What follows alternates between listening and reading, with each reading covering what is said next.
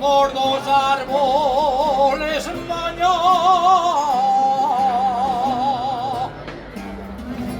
que el destino los separa.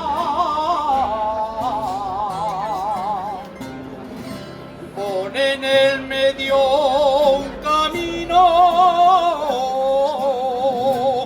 pero se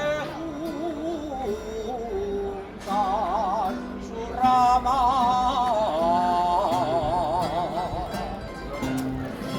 pero se juntan sus ramas,